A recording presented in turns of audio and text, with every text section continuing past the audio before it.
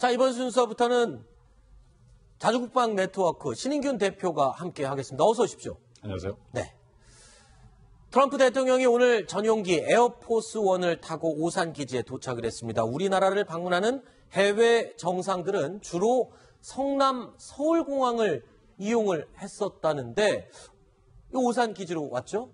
지금 보시는 것처럼 전임 방한 미국 대통령들 그간 서울 성남에 있는 서울공항을 통해서 네. 들어왔습니다. 근데 한 2012년부터 오바마 대통령이 오산 기지를 이용을 하기 시작했는데요. 네네. 그때가 아마 오산 공군기지가 활주로를 추가로 건설하면서 그 이후에 이용할 수 있게 됐기 때문이 아닌가 싶습니다. 네. 그 이후에 오바마 대통령이 왔었고요. 그리고 이번 트럼프 대통령이 첫 방안을 오산 기지를 통해서 하게 된 것 같습니다. 자, 그러니까 역사적으로 볼 때 우리 성남에 있는 서울공항이 있고요. 오산은 미국 공군 기지입니다.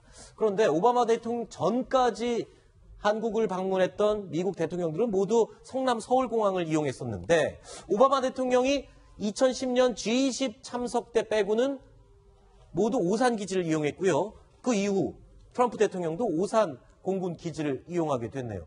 자, 어떤 특별한 이유가 있습니까? 신인균 대표님, 활주로를 확장했다라는 심정숙 차장의 얘기 말고 또 중요한 이유가 있다면서요? 네, 활주로는 확장하기 전에도 네. C-17 수송기 같이 초대형 항공기도 얼마든지 이착륙할 수 있었거든요. 네. 거의 한국에 있는 가장 큰 공항 중에 하나이기 때문에 네. 오산 기지는 과거에도 이런 에어포스 1이 착륙하는데 아무 문제가 없었습니다. 네. 근데 이제 스케줄을 보면 2010년 이후에 즉 12년부터 시작해서 쭉 이제 오산 기지를 이용을 하죠. 네. 왜 그러냐? 바로 잠실 롯데월드일 가능성이 가장 큽니다. 잠실 롯데월드 빌딩이 이제 예, 550m 되지 않습니까? 네네네. 그것을 이명박 정부 때 허가를 내줄 때 굉장히 많은 논란이 있었죠. 네. 서울공항에 내외 기빈들이 특히 이제 국가원수들이 이착륙을 하는데 이 잠실 롯데월드 때문에 안전이 보장이 안 된다. 그래서 네. 허가해 줄 수 없다. 이런 주장들이 많았고 네. 저 또한 이제 그런 주장을 하던 측면이었어요. 네. 또 예를 들어서 서울공항의 활주로가 바로 보이는 자리입니다. 네. 그래서 당시에 이제 롯데에서 서울공항을 롯데월드를 지을 때 서울공항의 활주로를 오도각도 틀어줬어요. 네네. 공사비를 이제 롯데가 되면서. 네. 지금 롯데월드에서 보면 만약에 거기에서 북한 어떤 특수공작원들이 와서 네. 에어포스 1이 착륙을 하는데 창문 열 수 있을지 없을지 모르겠죠. 어쨌든 깨고 해서 휴대용 지대공 미사일이라도 쏴버리면은 네. 바로 끝입니다. 그래서 알겠습니다. 앞으로도 아마도 오산 기지로 계속 오지 않을까 생각합니다. 자, 오산 기지 그러니까 보안상의 문제가 가장 컸었다. 그리고 또 활주로도 원활하게 확장이 돼 있기 때문에 여러 가지 이유로 이제 앞으로 미국 대통령이 한국을 올 때는 오산 기지를 아마 주로 사용을 할 것으로 예상이 됩니다. 그런데 오산 기지에 대한 이름에 재미있는 사연이 담겨 있어서 저희가 탑10팀이 준비를 해봤습니다. 오산 공군기지 이름의 유래가 여러 가지가 있었습니다. 먼저 첫 번째 한번 볼까요? 이 오산 기지면 오산시에 있어야 될 것 같은데 실제로 오산시에 오산 비행장이 없습니다. 평택시 송탄에 있습니다. 아니 송탄에 있는데 왜 있지도 않은 오산 이름이 붙어서 그랬을까? 신영국 차장, 네. 이유가 있다면서요? 이게 여러 군데서 나오는 설인데요. 네. 미군이 해방 이후에 이제 38선 이남을 미군정으로 다스릴 때가 있었습니다. 그 당시에 지도에 저 지역의 명칭이 오산으로 되어 있었기 때문에 오산이라는 그런 이름을 따서 붙여서 이제 공군기지가 만들어졌는데 그 오산이란 발음이 원래 지명인 평택이라는 그 발음보다 훨씬 미국인들 입장에서는 발음하기나 이런 것들이 수월했겠죠. 오산, 평택. 네. 그래서 우리 정부가 2003년도에 이걸 평택으로 좀 바꿔달라. 평택 공군기지로 바꿔달라. 이런 요구를 했는데 일단 미군의 어떤 군사작전 지금까지 계속 해왔던 것들 그런데 뭔가 오류 같은 것들도 발생할 수 있고 혼선이 빚어질 수 있다. 네. 특히 공군기지 같은 경우에 작전이 굉장히 중요하죠. 그래서 네. 그냥 오산 공군기지로 부르자 해서 지금까지 쭉 저 평택에 있는 저 기지를 오산기지라고 부른다고 합니다. 자, 오산 기지에 대한 이름의 설은 저희가 취재를 해보니까 여러 가지가 있었습니다. 심지어 신인균 대표님이 저한테 알려주신 내용 중에는 웃지 못할 내용도 있었어요.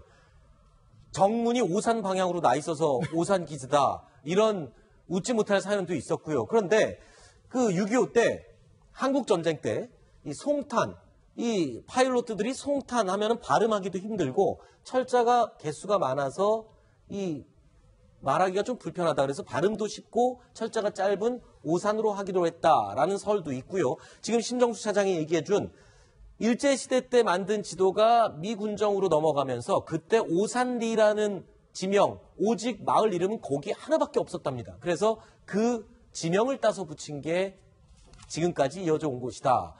이름을 바꾸고 싶었지만 여러 가지 비용이나 이런 게 많이 들기 때문에 이제 비용은 곤란한 점이 많이 있어요. 비용은 우리가 많이 들겠죠. 네. 그런데 미군은 지금 이제 F-16 같은 전투기들이 오산에 배치가 되어 있는데 네. 그 꼬리에 보면 꼬리 날개, 수직 날개 있지 않습니까? 네. 거기에 보면 OS라고 글이 써져 있습니다. 네. 그건 오산 기지에 주둔하고 작전하고 있는 오산 기지 배치 전투기다라는 표식이거든요. 그래서 미군의 작전상 여러 가지 어떤 표식이 OS로 계속 나오기 때문에 아하. 그걸 다 바꿔야 되는 것이죠. 그렇군요.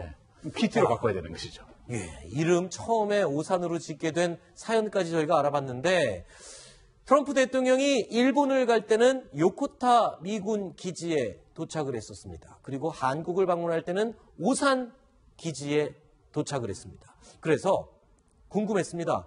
일본의 요코타 기지와 우리 한반도, 한국의 오산 기지 어떤 다른 점이 있을지 저희가 비교를 한번 해봤습니다. 자, 보니까요. 한국 오산 기지는 미군 제7공군 사령부가 있고요. 동시에 우리 공군 사령부도 같이 있습니다. 그리고 일본의 요코타 미군 기지, 미군 5공군 사령부와 일본의 항공 자위대 사령부가 함께 있었습니다. 굉장히 비슷하죠? 그리고 역시 기지 운용을 하는 주체도 미군이 직접 운용하는 기지였고 일본도 마찬가지였습니다. 크게 다른 점이 있다면 우리 오산 비행장에는 전투 비행단이 배치가 되어 있는데 일본의 요코타 기지는 전투 비행단이 없고 수송 전대만 있었습니다. 그리고 우리 오산 기지에는 전투 비행단이 최근에 추가로 증강이 되기도 했습니다. 그리고 U2 정찰기를 비롯해서 F-16C 전투기 12대가 추가로 배치가 되어 있네요. 자, 이건 어떤 의미입니까? 오산 기지와 일본의 요코타 기지, 트럼프 대통령이 다 처음 도착했던 기지인데 기지의 용도에 따라서 좀 차이가 있는 것 같습니다. 일단 오산과 요코타 공이 각국의 수도와 가깝다는 거. 네. 그리고 이제 미국이 관리하기 때문에 보안이 경호가 이제 수월하다는 거. 그래서 이제 오산과 요코타로 가는데 네. 두 가지도 아까 이제 앵커께서 말씀해 주신 것처럼 한지붕 두 가족이죠. 미 7공군, 미 5공군과 각국의 공군작전 사령부가 같이 근무하고 있는데 문제는 우리는 이제 이 동북아에서 전쟁이 발생할 가능성이 가장 높은 곳이 한국이죠. 네. 그래서 한국에는 바로 이제 창급 부대인 전투비행단이 배치가 돼 있고 요코타 기지는 이 한국의 전쟁을 지원할 수 있는 네. 수송비행대들 이런 것들이 이제 주로 배치가 되어 있는 그런 상황이고 지금 이제 오산 비행장에 오산 기지에 배치되어 있는 각종 비행기 중에서 이제 특이한 것이 A-10 네. 공격기 이런 것들은 정말 강력하게 예전에는 북한군 탱크가 워낙 많고 했기 때문에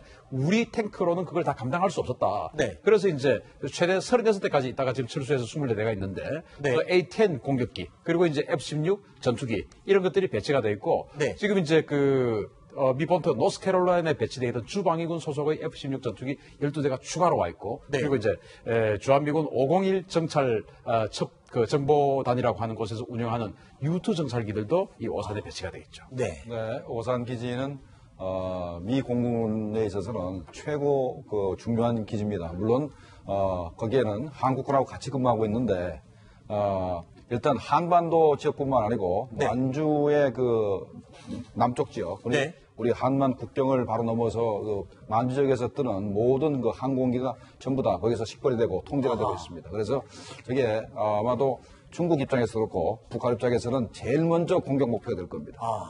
그만큼 전략적으로 굉장히 중요한 위치에 있는 게 오산 미군 기지였군요. 자, 그리고 설명해 주신 이 비행기들 중에 U2 정찰기를 굉장히 강조를 하셨어요. 그러니까 일본 요코타 기지에는 있지도 않은 우리 오산 기지에 지금 배치된 U2 정찰기 어떤 건지 한번 보겠습니다. 적국의 전략무기, 군사기지 배치, 군수산업의 생산 능력까지 이거는 그냥 어떤 굉장히 광범위한 자료를 수집하는 그런 정찰기군요. 단기간의 전술이나 정찰이 아닌 국가 수준의 정치 외교 정보까지 수집하는 것이 임무다라고 나와 있습니다. 그래서 유튜를 전략 정찰기라고 합니다. 전략 정찰기요? 이제 한 20에서 23km 정도의 아주 높은 곳까지 올라가서 성층권까지 올라가서 그 탐지를 하는데요. 네. 그러니까 감청, 도청 이런 것도 하고 사진도 찍습니다. 그럼 모든 것들을 다 해내는데 문제는 이제 왜 저렇게 높은 곳까지 올라가냐? 그것은 바로 북한의 지대공 미사일들이 닿지 않는 높은 곳까지 올라가서 네. 그렇게 작전한다. 그래서 너무 높이 올라가니까 네. 산소가 부족하잖아요. 네. 그래서 이 유투 정찰기의 조종사들 지금 화면에 나오네요. 바로 저런 우주복 같은 것들을 입고 같이 작전합니다. 워낙 높이 올라가기 때문에 조종사가 저렇게 우주복을 입고 올라가야 되는 거죠. 그렇습니다. 산소가 없는 곳까지 곳까지 올라간다. 네. 네.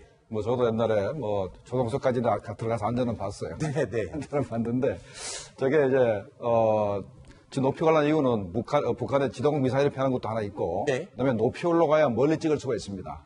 그러니까 저게 이제 휴전선을 안 넘고 네. 휴전선 근처에서 북한의 그 내륙까지 찍어야 되기 때문에 높이 올라가는 그런 뭐 특징이 있는 것이고, 네. 그다음에 이제 북한이 U2기를 격추하려고 미사일을 몇번 쏜 적이 있습니다만, 네. 저 비행기가 속도도 빠르지도 않고, 네. 하지만은 미사일을 피할 수 있는 게 날개 길이가 앞뒤 길이보다 더 깁니다. 그래서 굉장히 이 회전을 빨리 해요. 그래서 저 아래에서 미사일이 올라오면은 회전을 해서 우리 남쪽으로 내려오기 때문에 네. 북한의 미사일이 맞출 수가 없는 겁니다. 자, 날개가 길어서 이 빨리 움직일 수 있는 장점도 있지만 날개가 길어서 착륙할 때 무지하게 힘들다고 합니다. 그래서 지금 화면에 보시면 스포츠카 2대가 항상 저 유투기가 이륙하고 착륙할 때 따라다녀요. 더 저항을 많이 받으려면 날개가 길어야 떠 있을 수가 있죠. 네. 그래서 날개를 길게 했더니 착륙할 때 저 날개가 쳐져가지고 땅에 닿는 겁니다.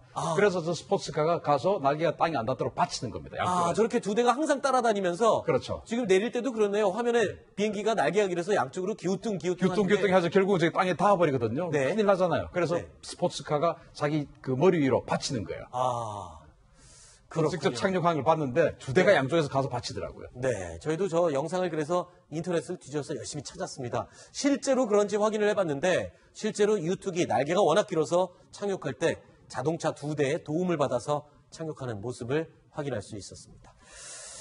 자, 김종몰 실장님 그리고 신인균 대표님 두 분 이야기는 오늘 여기까지 듣도록 하겠습니다. 오늘 말씀 고맙습니다.